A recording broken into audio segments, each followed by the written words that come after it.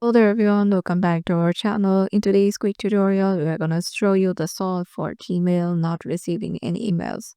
So first of all, now go to your Gmail and make sure you have logged in into your desired account. So the first one is sometimes if any mails is sent by someone, they might be stored in the spam section. So go to the three lines on the top left and here scroll down and go to the spam section. See if there is any email available that you are looking for. And if there is none, then you can try to fill up the storage. So how can you do that? Keep tapped on her Gmail and then tap on the info icon.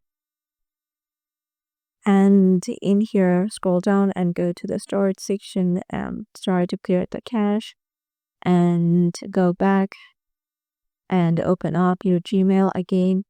And the last thing you can try to do is go to your inbox.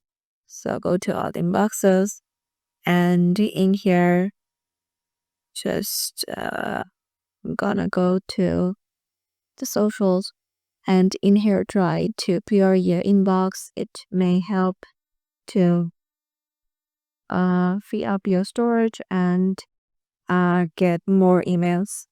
And the last thing you can try is refreshing your inbox to see if there is any email available.